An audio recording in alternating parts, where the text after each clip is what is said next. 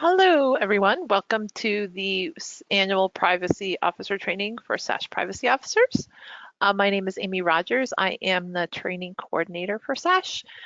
We also have as presenters Evan and Molly, who are at the SASH office. Do you guys want to say hi? Hi, everyone. This is Molly. Hi, this is Evan. Great. Molly, did you want me to do the intros? Well,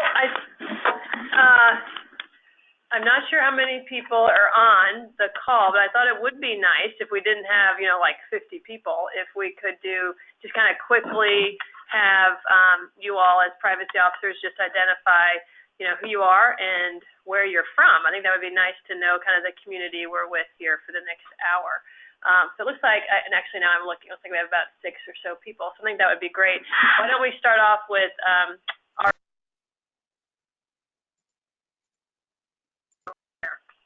who's here?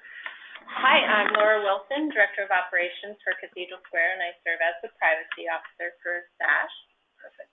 Thanks, Laura. Hi, I'm Deb. Go ahead, Deb. Hi, I'm Deb Zach, and I currently serve as the Privacy Officer for SASH from Wyndham and Windsor Housing Trust for the Windsor SASH program. Great, thanks, Deb. Christine, are you with us?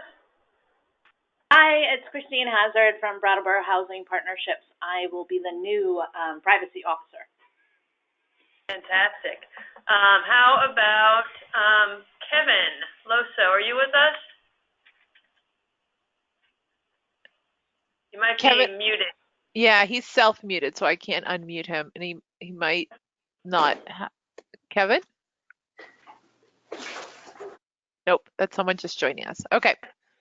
No problem. How about Wendy? Are you with us? She just joined. She's not on the phone just yet, Molly. The last person that I see is, I see Nicholas. Nick Hibbard, are you joined? Yep, Nick Hibbard from Burlington Housing Authority. I'm the privacy officer now. Fantastic, thanks. Thanks for being here, Nick. How about Laura? The other Laura. She also looks like she's calling in from her computer, so she may not have a microphone. Okay, well, I know Laura's from Twin Pines, so great to have you, Laura, in case you can hear us but can't talk. And then Wendy is from Winooski Housing Authority. So I think I have everybody, unless someone else is on the call, but not on the computer. Melissa, too. Oh, Melissa, sorry. This is Kevin. Can you hear me now? Yes, hey, Kevin. Hey, technology is our... So yes, I am the, what am I again? The security compliance officer? Sure. Privacy officer, whatever you want to call yourself, Kevin. You're the jack. Whatever I am. I've tried to get rid of it for years, but it keeps sticking. So I'm here for the training again this year. Fantastic. Thanks, Kevin. Anyone else? Melissa? Sure. This is Melissa Seldick. I'm the Assistant Director of the SASH program. Fantastic. Okay, anyone else?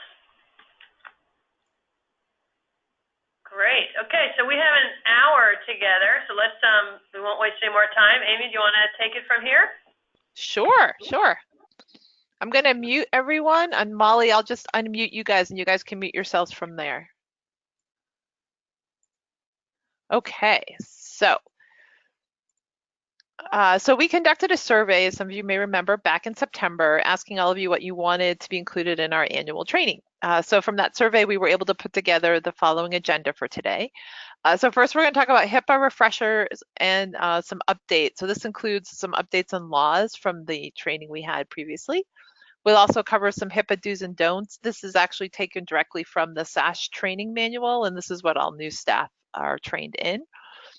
We will talk about the responsibilities of a privacy officer, and then we'll have some technology resources with Evan, who is our Cathedral Square IT go-to guy. And then we'll have an actual case review with Laura Wilson, who's one of our SASH privacy officers, and then answer any questions that you have after that.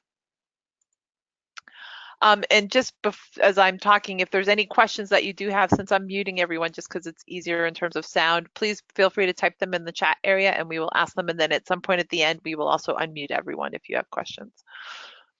So HIPAA refresher and some updates. So I'm going to turn this over to Molly.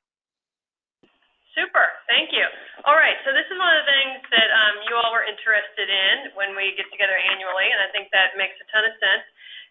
But the kind of short answer here around, what are the HIPAA updates and, changes in policy or laws from, last time we met is that there really haven't been any official updates to HIPAA regs, and actually there haven't been any official updates to HIPAA regulation since 2013, which was when there was that big change with high tech and everybody had to get new business associate agreements signed. You'll remember because all of you guys got inundated with new forms from your home health agencies and everybody else that you're a business associate with. But there really haven't been any changes, official changes since then. There are sometimes guidance that comes out about kind of interpretations of HIPAA regs from the Office of Civil Rights, OCR, which is the agency within the Federal Department of Health and Human Services, HHS, that is responsible for enforcing HIPAA. So OCR is that department. So, sometimes there are some interpretations, but I would say if you want to go ahead and, hold on. So while there haven't been any official changes, at the end of December, at the end of 2018 in December, the Office of Civil Rights did put out what was called a request for information that was asking, interested entities, healthcare entities, et cetera, anybody that has to follow HIPAA to basically send in any possible changes to particularly the HIPAA privacy rule that they felt would be helpful in being able to share information and coordinate and collaborate with other healthcare providers. So a request for information did go out at the end of December, and the main areas that what we've learned that OCR got information back on was in areas regarding the privacy rule in particular, also to ease some of the HIPAA regulations in order to allow healthcare providers to be more helpful with the opioid crisis. And then there's a couple others there. Can you switch the slide? Am I on to the next? Yeah, Amy, can you change slides? Oh, no, sorry, don't change slides. Sorry, stay there. Okay. Sorry. I thought I had another slide to go to, but I don't. So but let me just give you, so basically there have been comments provided to OCR, but there have not been any official changes. One, from the research that we've done, one of the considerations that is under, they're thinking about doing is to actually ease up some of the restrictions on disclosing protected health information between healthcare entities because of, this whole push to get away from fee-for-service delivery of healthcare to a more value-based system, which is, what SASH is part of doing. And the OCR and HHS have realized that in order to really move to a value-based system where you're focusing on prevention and catching things early, that really underscores the need for sharing and collaborating amongst healthcare entities and organizations like SASH. So it looks like some of the changes that may be proposed over this next year is a change to the privacy rule where it would actually make the sharing of patient data with other providers mandatory rather than simply allowing the sharing. So that's kind of interesting, and I think that'll work well for us because, as you guys know, our whole program is based on partnering and sharing, but obviously we also have to be so careful about the privacy. So it'll be interesting how or if anything plays out in that, and what they expect is that any changes from this request for information would happen in 2020. The other potential change based on the comments that they've gotten since that went out in December of 2018, is the idea that, and this I think will affect us pretty nicely too, is currently the notice of privacy practices that we give out to our participants every year. There is a very strong recommendation currently that you do everything you can to get your patients or participants to sign that they actually acknowledge they got the privacy practice notice. There's been a lot of, I guess, feedback that is just a big waste of time, and it's not actually useful for people as long as you have those notices very amply presented in different places. So that was another thing that they think is probably going to come through maybe in 2020.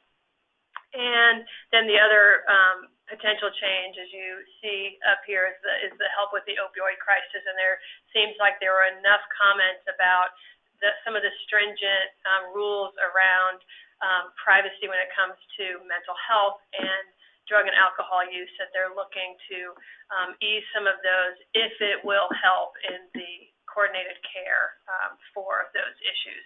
So again, nothing has been formalized. From the research we could tell, but it looks like 2020 will probably be the year they would start basically kind of finalizing some of those rules, but there would still be a comment period for that through the Federal Register. So we will absolutely do our best to stay abreast of that. If there's particular areas that we want to get feedback and get comments in on, we will let you all know and let you know what we're thinking of proposing for comments. So that's kind of what I have. The other thing that I think is kind of interesting, I know it's not good to ever talk about politics at work, but I'm not, this probably won't be a surprise to anybody, I'm not a huge Trump fan, but I have to say when I was looking through some of this research, one thing that I kind of liked that I saw is, I guess when the Trump administration started, they came up with a policy that when you're looking at changing federal regulations, any new policy that was proposed by an agency, if they were going to propose a new policy or regulation, they had to have a plan for deleting two. So every one new change had to be accompanied by two things coming out. So they're clearly, the Trump administration is clearly trying to, reduce the amount of rules and regs. And as it impacts HIPAA, for me, I think that's a good step in the right direction, because I have felt that a lot of times people interpret HIPAA regs in a way that really keeps valuable sharing from happening. So anyway, I'll stop there and see if there's any questions.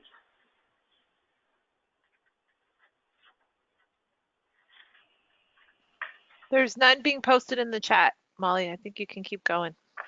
Okay, so I think we'll be, as I said, we'll let you know if they start formalizing any of those suggested changes to the rulemaking process this year, and let you know if we have any comments we need to pull together. So I think that is good for me.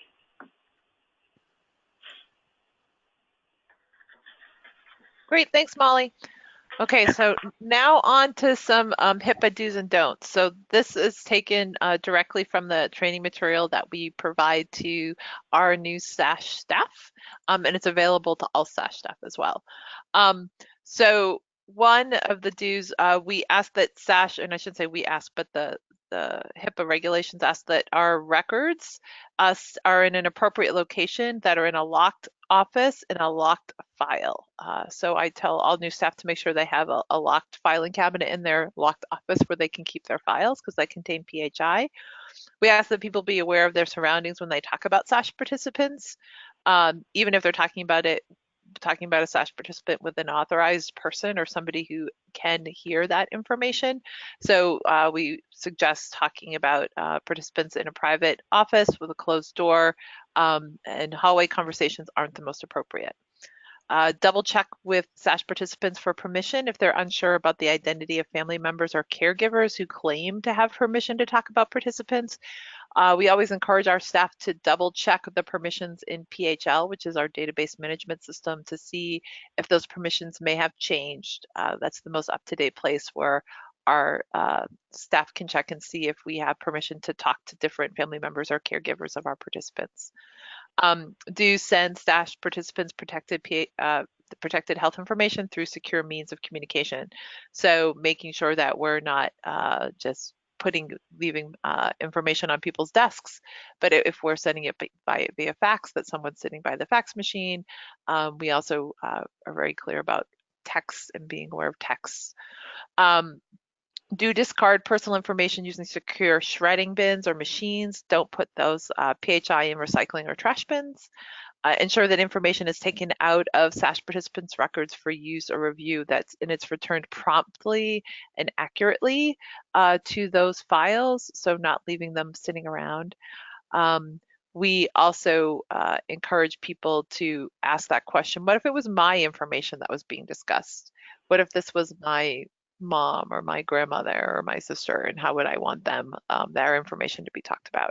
So just something for our folks to keep in mind. As far as the don'ts, not to discuss SASH participants' health or other info with family or friends. Vermont is a very small state and people tend to know other people. So we ask for folks to just be very clear about not talking about that with anybody. Don't discuss SASH participants' health or other personal info with colleagues that don't have a need to know the information. We do stand by the minimum necessary rule, where we only share the information that is necessary for that person that we're working with to know. We don't need to share everything just because they have permission. Not to give SASH information to anyone that you're unsure about or who is unauthorized. We do have an authorization for use and disclosure that all of our participants sign, and so we want to abide by that. We ask that folks not leave information on voicemail, and if the SASH participant gives you permission, just to be aware that there may be other people in that house or other people who can hear that information. And not, as I mentioned, to leave information on fax machines or copier machines. So if you do fax or copy things, we really encourage our staff to be right there and to take that off of that machine as soon as possible. Okay. Moving on to the privacy officer responsibilities. So we do have, all of you may or may not know, you all have access to STAR. STAR stands for SASH Tools and Resources, and it is our intranet for SASH. So as SASH privacy officers, all of you do have access to STAR, and you have your own page there that has information that's specific to privacy officers. So as I go through some of these things, I'll show you where they are in STAR and also let you know that you have access to it. So the first is the job description for the SASH privacy officer. So the job description and responsibilities document is located on STAR under the privacy officer tab, as I mentioned. This document outlines your role as a privacy officer. There are 4 sections of the document. The first is policies and documentation, which outlines establishing or adopting privacy-related policies. Employee training, which provides information about HIPAA trainings for you and the SASH staff at your site. Monitoring and investigation, which explains the importance of process and of investigating privacy breaches. And then ongoing awareness, which includes how to keep your employees informed of changes and updates to privacy requirements. So our goal after this training is that you share information you learn with us and share some of the resources that we have with your team. The annual HIPAA training. So all SASH staff, including all privacy officers, take an annual HIPAA training, which is found on Relias. We ask that each of you also complete the Relias training once a year as a privacy officer, as well as this annual training that we offer, this webinar that we offer for all of you. These trainings will provide you with any updates and any information that's relevant to changes in HIPAA laws and regulations. Lastly, we also ask that you share what you learn and share what you know with members of the SASH team, as well as others in your organization. The information that you get from these trainings and the information you're responsible for as privacy officers will not only benefit the SASH staff, but your entire organization. For example, there are tools that are beneficial for your IT staff to know about. that can help not only the SASH team, but other staff who work with PHI in your organization. So everyone's going to share more about this next. So we really encourage you to use this information, use the tools and resources we've created and that are located in STAR to benefit your entire group around HIPAA requirements and managing PHI. So I'm going to let Evan talk about some of those technology resources, and during that we will also show you STAR. So Evan, I'm going to talk about STAR for a second, and then we will turn things over to you. Sure. So I'm going to show you on STAR where a lot of these things are located. So as I mentioned, STAR stands for SASH Tools and Resources. It is our intranet for everything SASH. All of you have your own login information, which will allow you to get in. If you don't know it or you've lost it, please feel free to reach out to us anytime you have a question at sash@cathedralsquare.org, and we are more than happy to help. So this is STAR, and you will have access not to all of the things you see here, but to many of them. But the main one we're going to show you today is the HIPAA Privacy Officer page.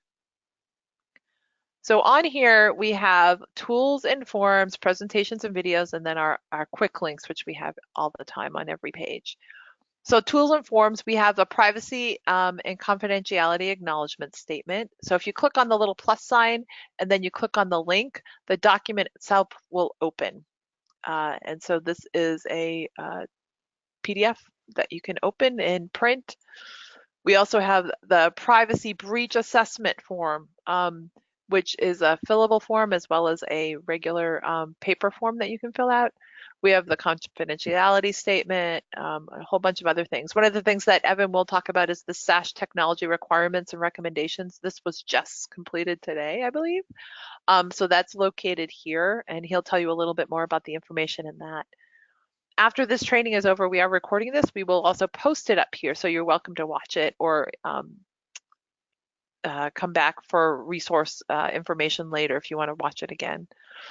And then just as a reminder, if there is ever any changes to your privacy officer, like you are no longer the privacy officer, if there's changes to any of the SASH staff at your site, we ask that you fill out this team member update form just to let us know so we can make sure to get the right information to the right people. Okay, Evan, I'm going to turn this back over to you. If there's any questions about STAR, just type them in the chat and we will be sure to answer them. And I'm going to turn it over to Evan to talk about the technology guide.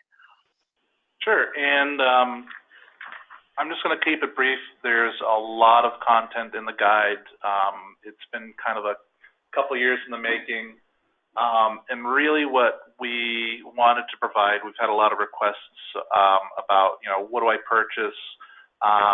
What do I need to do? What's expected for technology to have it work with PHL?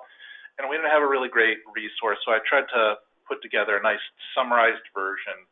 And this is the result of that. And it's certainly something, it's just a snapshot in time, just the way that technology works. It's going to change as technology changes, as events change. But really, it's just something to refer to. If you have a staff member that wants to do video conferencing, it has the recommended specifications for what you need. It has the recommendations and requirements for PHL, which is just a Windows machine and Internet Explorer. And it's just to have that resource available for you all and for your staff. So go ahead and move to the next subject.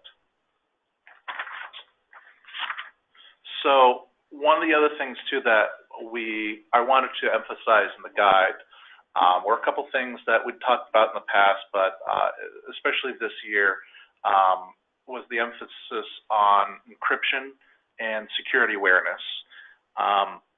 It seems like you just blink and things that were kind of recommended are now kind of expected of you. And that's certainly the way that they drafted the law. They knew that technology would change and things that were kind of theoretical would become kind of common practice. And so with encryption, that's really the case. And we're not just talking about email. I think we've had email encryption for communicating, any PHI for a while now. It's also how you open up your websites, how you interact with websites, not just PHL, but maybe your own. You know, for instance, actually even just going to your own email. When you log into your email, you know, how do you know that the password that you type into that web page is secure, that nobody else can see that? So one of the things that happened in the last few years is there's been this kind of industry-wide standard to move towards encryption. That's why you see the little lock whenever you go to a website. That lock means that that page is encrypted, and the information that's being transmitted is also encrypted as well. So you can kind of trust that, you know, the information that you're putting into that site, you know, from your computer to there will be secured, and that's part of that encryption. And I hesitate there. There are other things too. Obviously, you know, if there's somebody looking over your shoulder, looking at you typing the keyboard, that's not going to prevent them from knowing your password. But for this piece, for the encryption of hiding that information in transit, you know, passwords, the information that you upload to PHL, all of that is really important. PHL just went to a new standard called TLS 1.2, and that's just kind of an industry-wide standard. Google's required a lot of changes. It's not really specific to us. It's just kind of specific to the world we live in right now. So I just wanted to give you that heads up, and also to be looking at not just the information in transit, which is absolutely important, but also the information that exists on your computers or exists on your phones or your tablets. So most mobile devices come with encryption kind of standard now. Actually, I think this is probably the second time that we talked about this. There was the incident a few years ago where the government had confiscated the phone, and they needed to get access to that phone, and it took them several months before they were able to crack with, you know, all the resources that were available.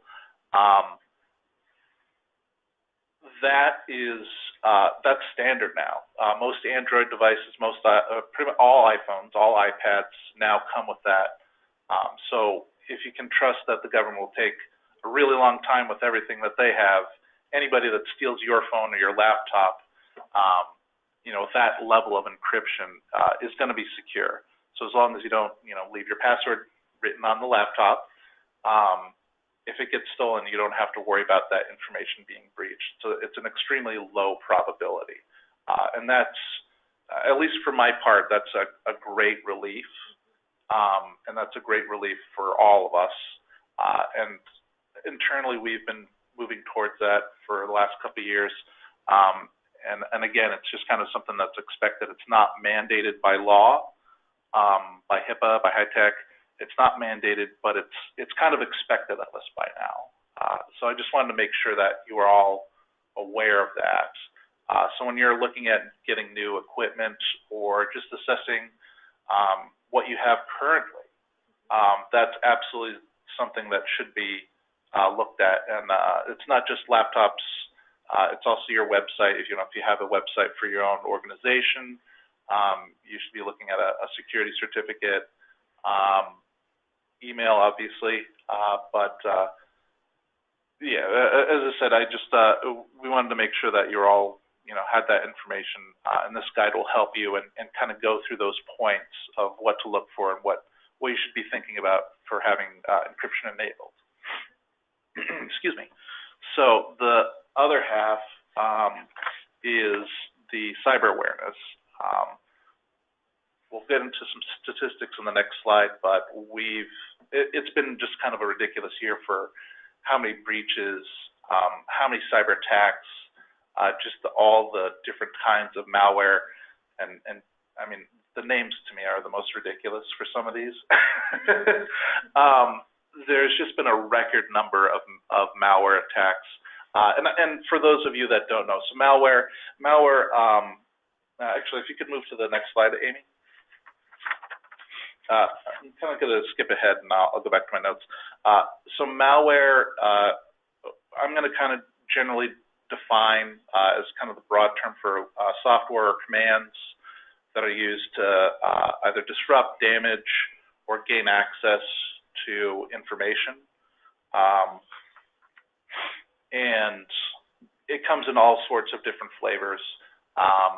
There are so many different types, but really these are kind of the points that you should be looking at and why you should be concerned about that.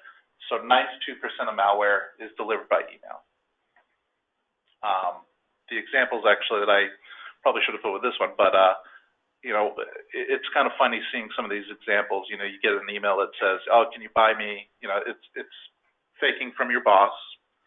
Says, "Give me $100 worth of gift certificates and then leave them somewhere. You know, leave them at a parking lot or bring them to me in the store." You know, you actually get emails like this, and it's just, you know, looking and reading some of these that get through, you have this kind of initial reaction that who would fall for that? And there are some people that do.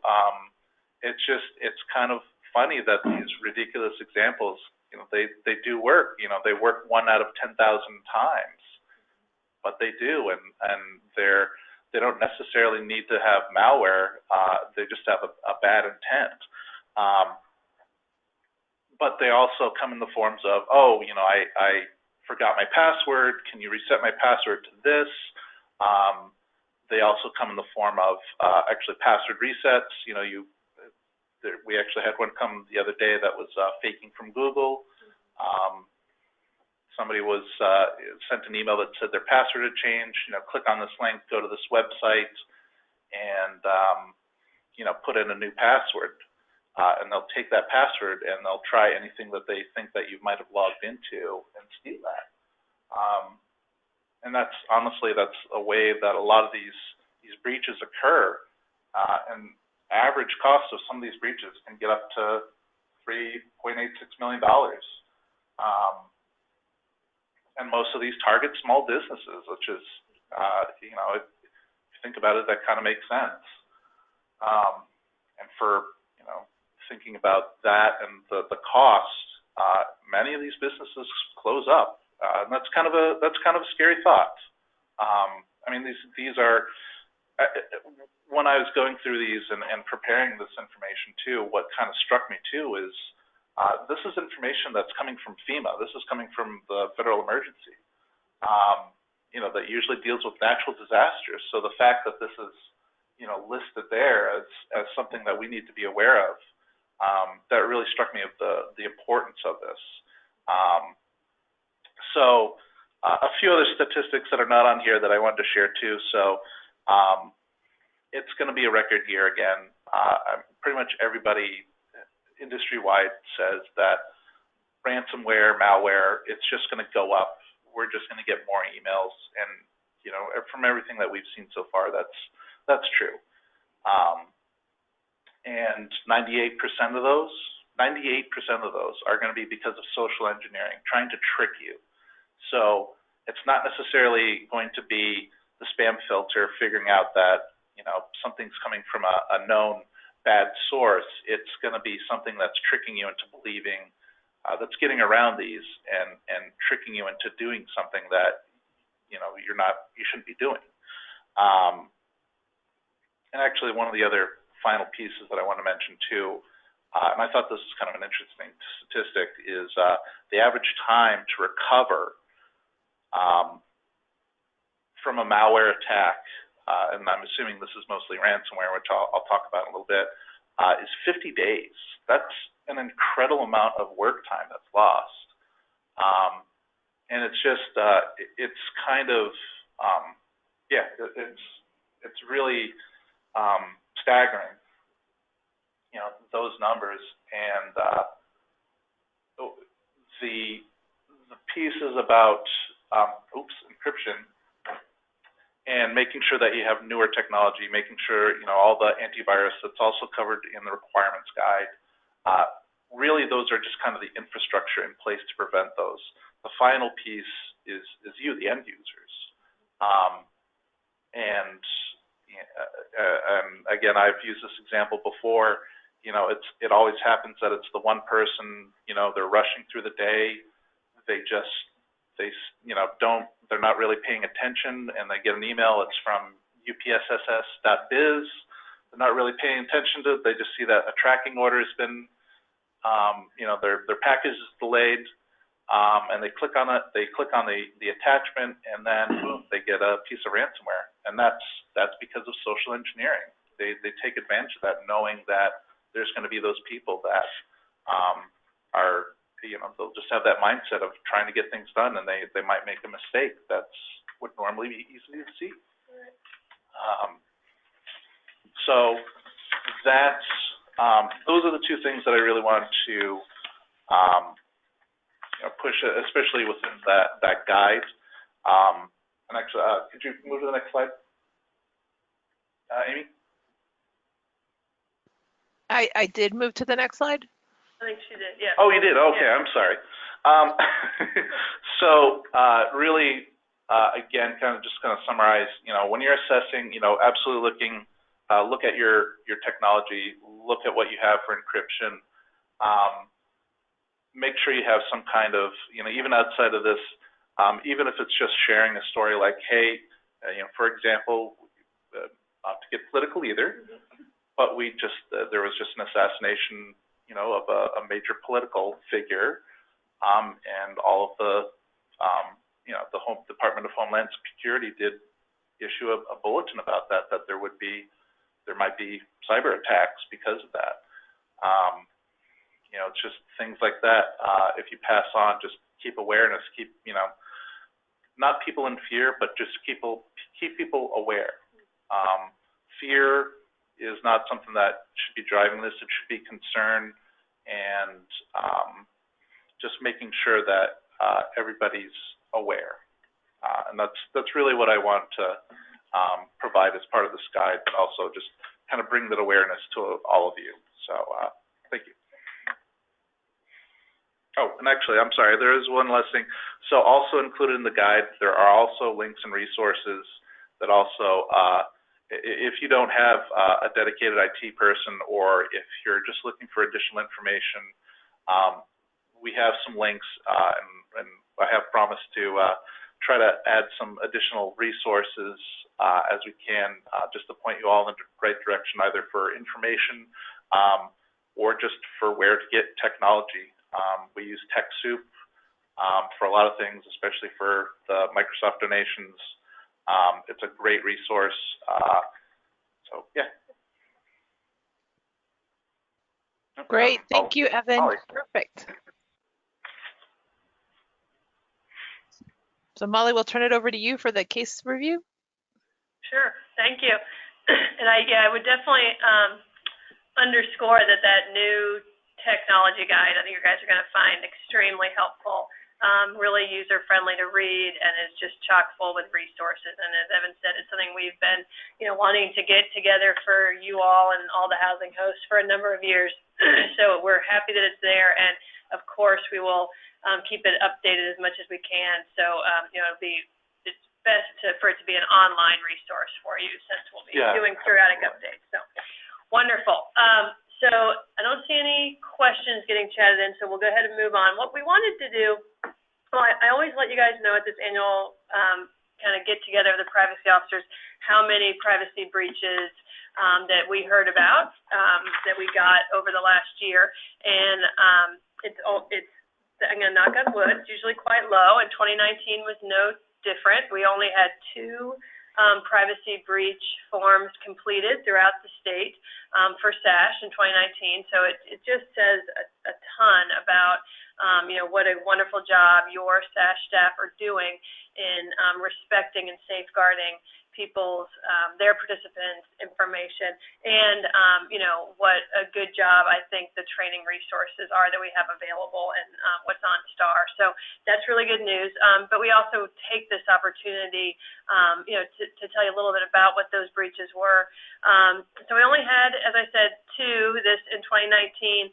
I've asked Laura Wilson, who's our Cathedral Square privacy officer, to share one of those 2 that was ours. The other one was from the Central Vermont area and had to do with a home health agency and some of our information going there instead of to the primary care.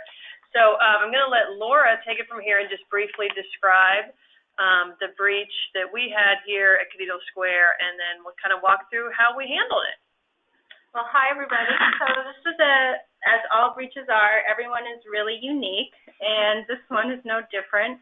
So the scenario is we're at a housing site in Williston at a community room, and the SASH coordinator is hosting some UVM nurse practitioner students, which many of you do. And during that time, the students had created some notes with specific information about participants, including names, addresses, phone numbers, and a couple had made notes as to conditions. So there was some identifying information and health conditions. After they were done, the notes were accidentally left in the community room for days. A long weekend, very long weekend. So in the end, I believe what had happened is a person happened upon this information, not a staff person, who then delivered it to a staff person for safekeeping. And the incident got written up and hand-delivered to Molly and I as what should we do about it. Right.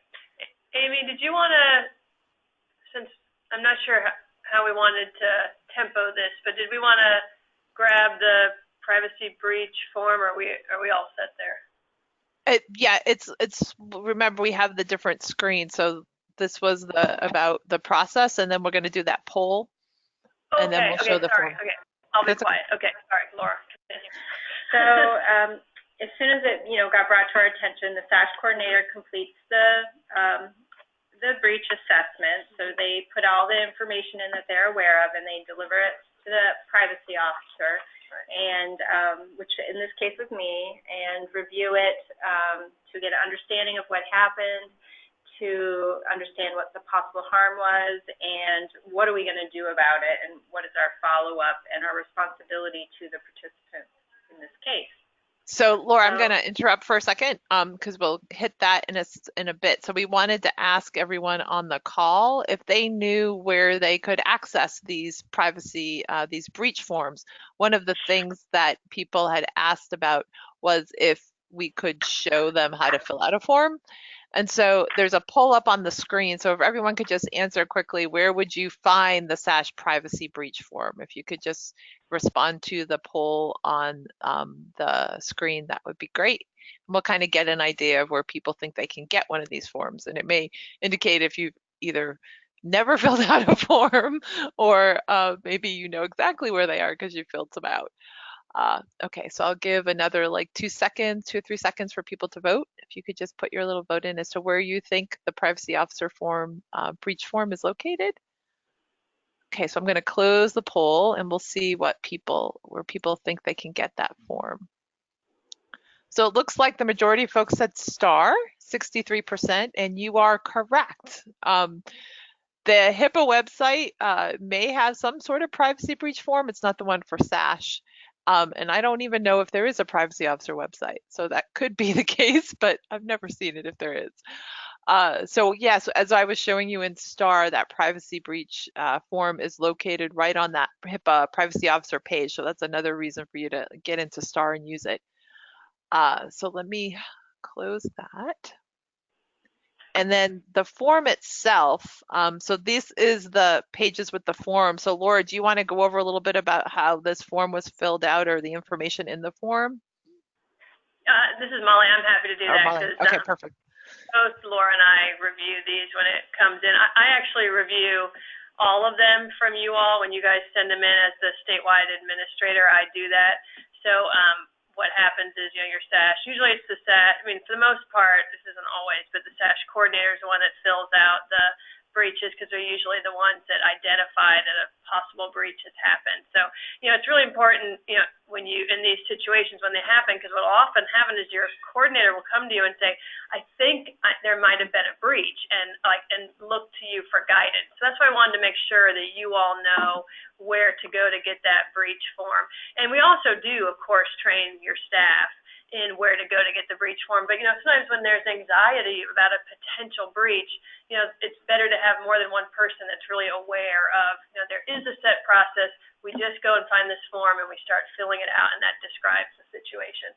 So what we just brought up was we actually just did sharing you a copy of the actual assessment that our SASH coordinator here at Cathedral Square did to describe this particular incident. And, for those of you that have, had to fill these out before, it really is a kind of almost a narrative. It asks the person that's filling it out just to answer these questions, so was protected health information involved? Yes or no? And then it has a little, explanatory paragraph right underneath it.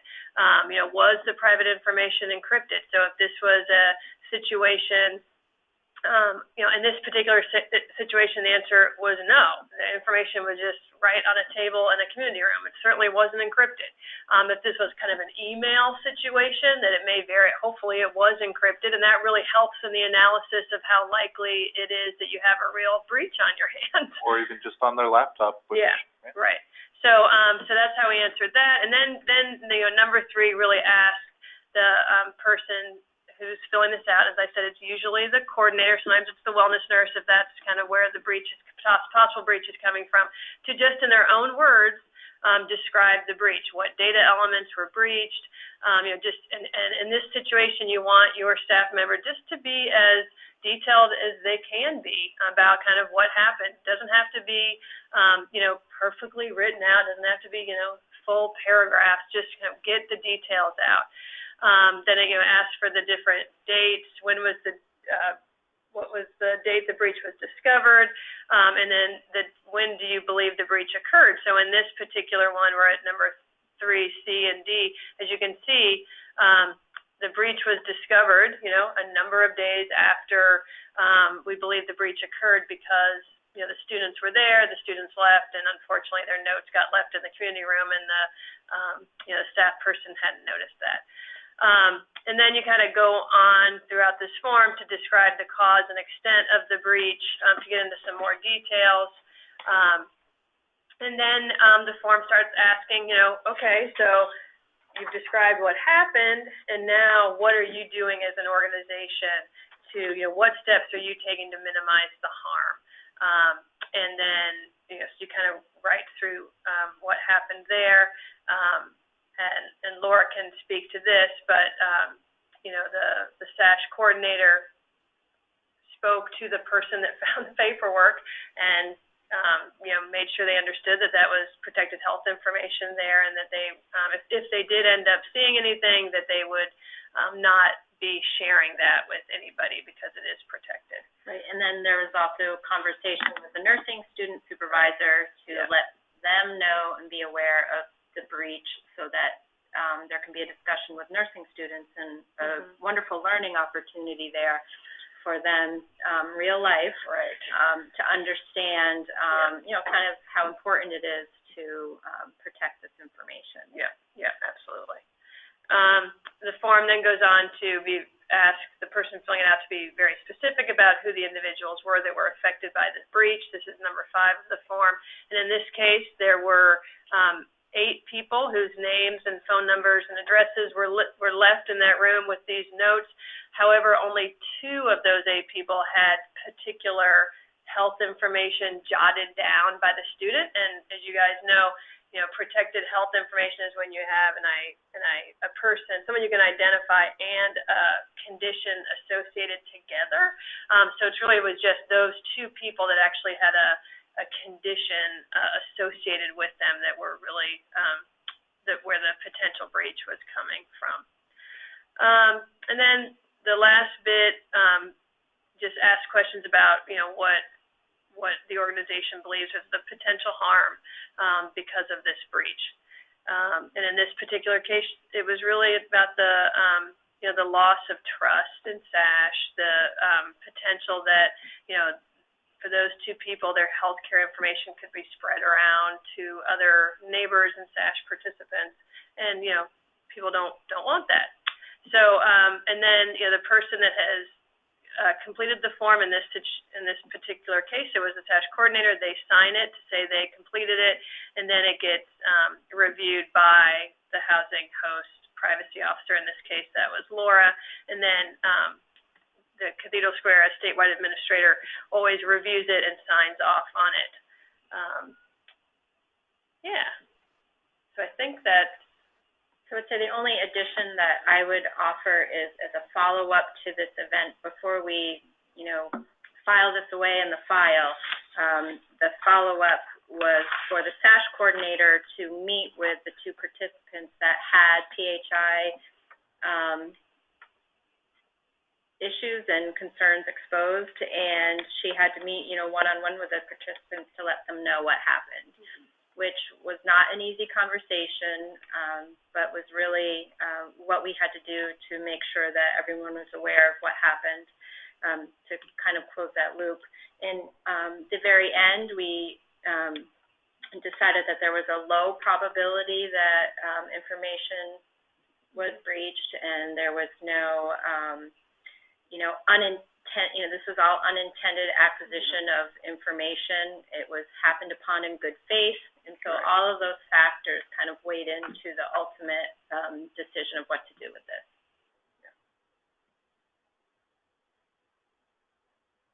And is there any questions? So quiet. I know that. So if anyone. I know that we're not the only ones that. We host a lot of students here at Cathedral Square, primarily because we're like right next to UVM. But I know some of you also have students, and so we certainly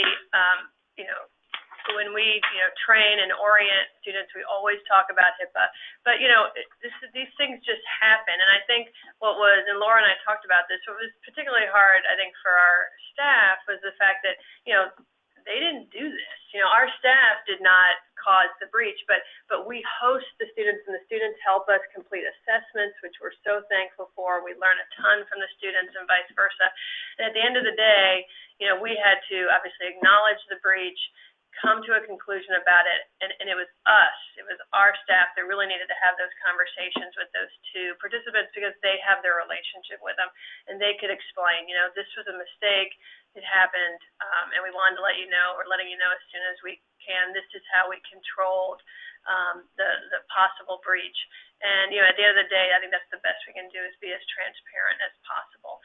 So when you all have students, it's just I thought it would be a good case to review with you because I do think this comes up from time to time, and we're more than happy for you to share this as an example of what can happen when you're welcoming other students. That this happens and how important it is that we safeguard our participants' private information. Great. Thank you, Molly. So this is the end of our webinar. So I wanted to just put out there, sounds like there's an echo somewhere. And I told you guys that I would unmute you all at the end, so I just wanted to give you a heads up that I'm going to unmute you. So if you do have some background noise going on, you are now all unmuted. So if you do have any questions that you want to chime in about, please feel free. We are here to answer questions, and if you are getting off the call, then we thank you very much for joining us, and we will be recording this and posting it on STAR if you have any additional things that you want to take a look at or share with your team. So any questions? I just have one question. This is Christine. Do we take a test on this information? I know I always had to take it through HIPAA, but is there a test for the officers? Nope, not at all. Okay. Nope. Your attendance is enough. Thank you. Okay, thanks. Do you want a test, Christine? We can give you a test if you want. Honestly, it's fine. It's a good question, Christine. I mean, we really want this annual kind of gathering of the privacy officers is just to be more of a, here's some updates, and also is there anything that you want to discuss, or is, more of a dialogue. And I think that, luckily we don't have a bunch of breaches that happen every year. So, I think that's, we don't have tons to discuss, and I'm happy happy about that. But this is your opportunity.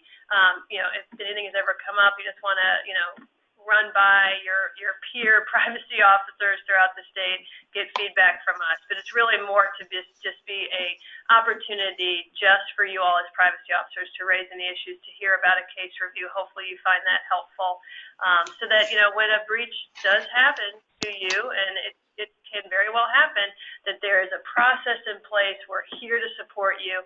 It's not the end of the world. It's about catching it quickly and being thorough, and then being as transparent as you can be. So this is Deb. I had a question. I don't know, Molly and Amy, if you're aware of it or not, but our SASH coordinator, Denise, is leaving in late January. Can you hear me? Yeah. Yeah. Oh, okay, sorry. And I'm actually sort of officially retired, but I'm working under contract, which is why I'm taking this class, so that there will be a new privacy officer at our organization. Maybe you can answer this in an email, but what I'd really like is kind of a template of, those critical classes or trainings that I should be transitioning, helping to transition both a new privacy officer and a new SASH coordinator in. And I know that there's a lot of training for a SASH coordinator, but not so much on a regular basis for a privacy officer. So any wisdom or guidance that you can give me in the next 3 weeks would be really helpful. So Deb, we will, when new privacy officers start, they are kind of they get like a welcome thing from us, like with their access to STAR, and then they're given information about what is located in STAR, and there is the copy of this training we will encourage them to watch, in addition to being assigned the HIPAA training in Relias. Okay, so they will they have an immediate HIPAA training that they'll need to take and take an exam afterwards? Okay, great. Because I imagine that I'll be shepherding them through STAR initially before they become officially a privacy officer, but we're not sure who that staff person is going to be yet. Okay. Yeah, all new privacy officers do get assigned a training in Relias automatically when they are created as a new privacy officer. Okay, great. Yep. Thank you. You're welcome. Any other questions that people have? Okay. Well, I thank everyone for joining us. Molly, did you have any final words, or is that okay for me to? Yeah, I think we're good. Okay, right on great. time. Yeah, we're doing good. Give you 3 minutes back in your day, folks. But thank you so much for joining us. And as I said, this will be recorded and up on the privacy officer page in STAR. And if you have any further questions, please don't hesitate to reach out. Thanks so much. Have a great day. Thank you. Bye now.